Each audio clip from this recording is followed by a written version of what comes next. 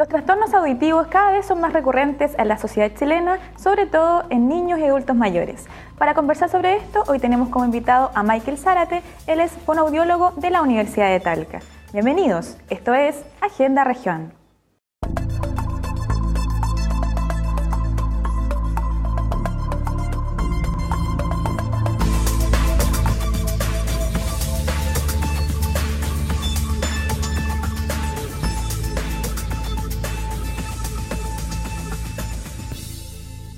Hola, ¿cómo están? Bienvenidos a una nueva edición de Agenda Región. Bueno, hoy conversaremos sobre los trastornos auditivos y para eso tenemos como invitado a Michael Zárate, él es fonoaudiólogo de la Universidad de Talca. Bienvenido, Michael. Muchas gracias por invitarme. Michael, bueno, queremos saber en qué específicamente son los trastornos auditivos. ¿Qué significa?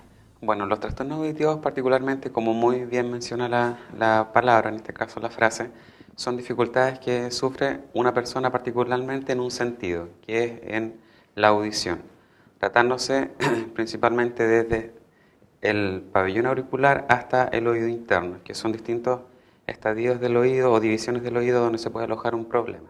Ya, ¿y hay distintos tipos de trastornos? Efectivamente, hay distintos tipos de trastornos auditivos, desde trastornos auditivos sensorio-neural, mixtos o conductivos, que son la clasificación más habitual con distintos grados de severidad.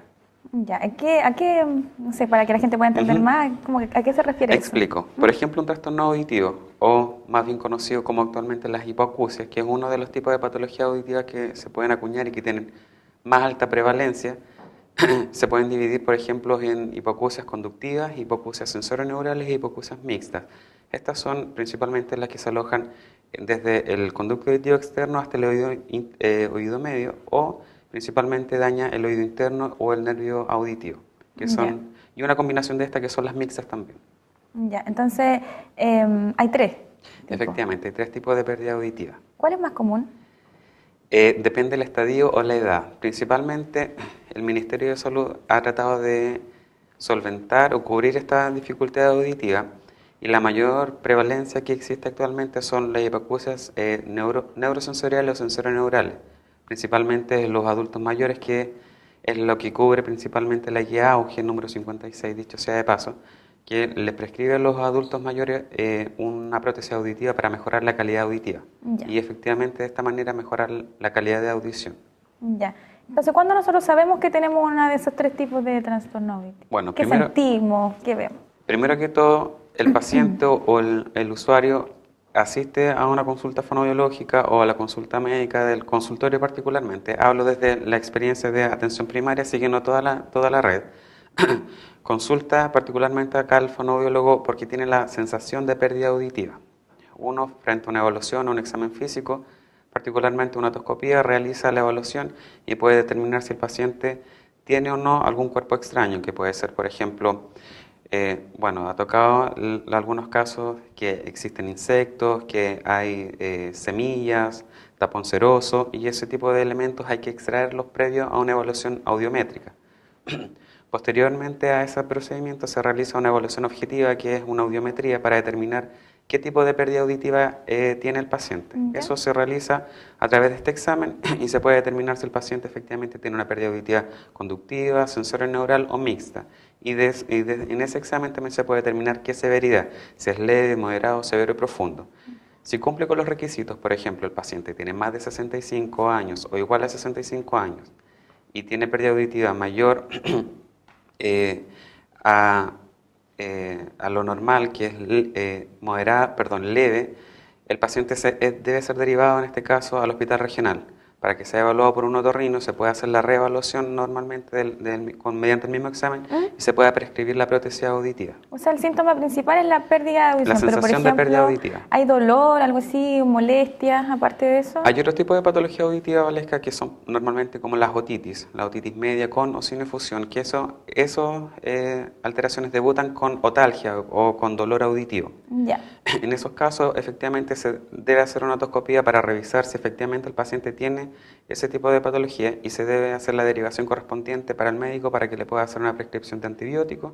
Se va con tratamiento antibiótico inflamatorio y se vuelve al consultorio después a control. Es más urgente aún así en los pequeñitos, previo a un resfriado común, se debe revisar la misma situación porque existe riesgo de que el tímpano, si no es tratado de mejor manera, pueda romperse. Y como consecuencia de eso puede existir una pérdida auditiva. Y si el bebé, por ejemplo, tiene este tipo de dificultades antes del año y medio, el pequeñito puede tener dificultades en adquirir el habla y el lenguaje, que eso sí es una dificultad mucho mayor aún. Así es. O sea, parte de las secuelas que quedan. Exactamente, en el caso de los bebés. A diferencia de los adultos, que normalmente la secuela primordial es que puede concebir depresión, dificultades en la comunicación, aislamiento, dificultades cognitivas y todo lo que conlleva con el ámbito social y emocional también. O sea, estas secuelas se mantienen, no sé, ¿por cuánto tiempo se pueden mantener? Por ejemplo, el tema de los adultos que tú me comentas que, claro, pueden tener depresión o como pueden entrar en ese... ¿Cuánto puede durar eso? ¿Puede ser por siempre o hay algún etapa? No. Si el paciente no es tratado efectivamente o intervenido de forma oportuna, ya que esta es como la palabra clave, si no es tratado de forma oportuna, esas secuelas pueden permanecer. ¿Ya? A diferencia si el paciente es intervenido, el paciente una vez que ya empieza el tratamiento, esas secuelas disminuyen hasta desaparecer. Y la idea es esa, que desaparezcan y que el paciente se pueda integrar a la sociedad, pueda participar en el caso de los adultos, de grupos de adultos mayores, puedan ser más independientes. Y en el caso de los niños también, de los bebés. Exactamente. O sea, tú me comentabas que también hay dificultades después del habla y todo eso, y la intención obviamente del tratamiento después es que él pueda hablar bien, que él pueda modular y todo. En realidad, el fondo de todo esto es que pueda seguir su ciclo de desarrollo, en el caso de los niños, el ciclo de desarrollo normal. Que pueda comunicarse, que pueda adquirir el lenguaje de forma normal, que pueda asistir a un jardín infantil. Y en realidad aquí es algo muy, muy relevante. El lenguaje, particularmente en los seres humanos, es el medio de comunicación. Por supuesto. Si no hay lenguaje, un pequeñito no puede tener representación mental. Le cuesta generar ese tipo de habilidad.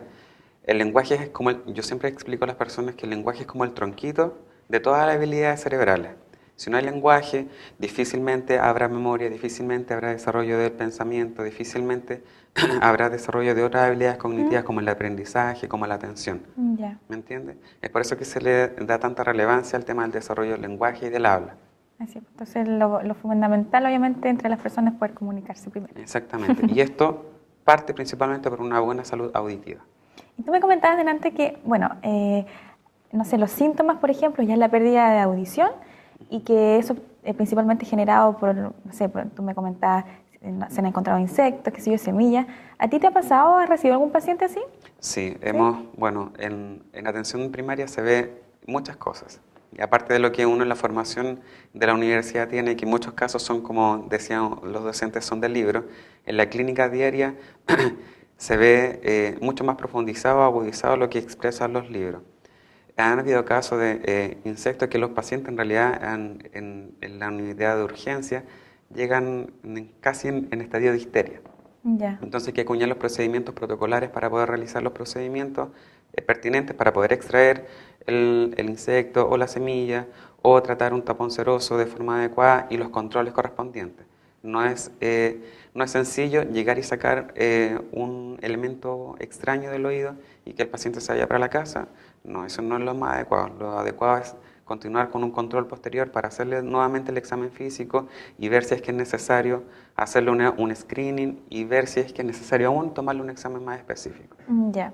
Entonces, por ejemplo, estos trastornos auditivos son generados por causas, no sé, en el momento. No es algo no es una enfermedad que sea, qué sé yo, hereditaria. Son distintos los factores. Hay factores que son genéticos y otros factores que son que son generados por el ambiente. ¿Ya? Los factores hereditarios principalmente están dados por que un padre o los padres tienen el gen, en este caso, de hipoacusia. Puede ser un gen recesivo o puede ser un gen dominante. El gen recesivo es que uno de los papás tenga el gen, pero no esté expresado y no sea hipoacúsico. Pero sí, en la descendencia, el hijo o la hija puede presentar la dificultad auditiva. También hay casos que se han evidenciado, por ejemplo, durante el embarazo. Y es por eso que la guía auge de la hipoacusia bilateral del prematuro viene a cubrir eso. cuando la mamá, por ejemplo, tiene dificultades durante el embarazo, como citomegalovirus, tiene herpes, sífilis, toxoplasmosis, que son enfermedades súper complicadas durante el embarazo, el pequeñito debe ser evaluado una vez que nace y debe tener un seguimiento, por lo mismo. O, por ejemplo, cuando nace, que tener cuidado, por ejemplo, si es que nace el nacimiento es mediante forceps o tiene hiperbilirubinemia, también el seguimiento debe ser el más adecuado. O después que nace el pequeñito, cuando tenga otitis, por ejemplo, que no ha sido cuidada de la forma adecuada o ha tenido algún trauma a nivel del hueso temporal, también eso es relevante observarlo, evaluarlo e intervenirlo en el caso de que tenga dificultades. O sea, esta enfermedad puede ser generada por el ambiente y por la herencia. Ya. Sí. No sé, ¿se da más en qué personas? Por ejemplo, en niños, en adultos mayores, o en verdad, o los jóvenes también es más normal, los adultos. Con respecto a ese tema, las estadísticas mencionan principalmente, hay distintos estudios que han intentado estudiar este fenómeno, y particularmente los estudios mencionan que 1 o 2, incluso la prevalencia puede llegar hasta 5 por cada 100.000 recién nacidos vivos que pueden presentar dificultades auditivas. Estos van entre el 3,4 hasta 4% de nuestra población. Extrapolando esos datos desde el extranjero, en Chile se menciona que particularmente pueden nacer niños con esta dificultad entre 60 y 80 niños anuales. Hay otros estudios que mencionan que pueden ser de 250 hasta 500. ¿Ya? Eso es relativo de acuerdo a las alteraciones que pueda generar esta dificultad, que es lo que habíamos mencionado anteriormente. Eso en el caso de los recién nacidos.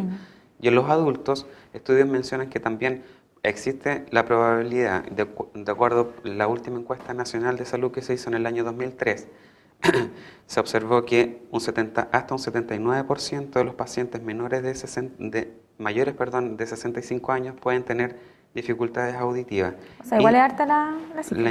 Exactamente. Y los mayores de 80 años hasta un 90%. O sea, casi todos. Efectivamente. Casi todos. Michael, te agradezco que toda la información que nos está dando, pero nos tenemos que ir a un pequeño corte. A la vuelta regresamos. Sigan en la compañía de Campus TV y a la vuelta regresamos conversando más con Michael Zárate sobre los trastornos auditivos.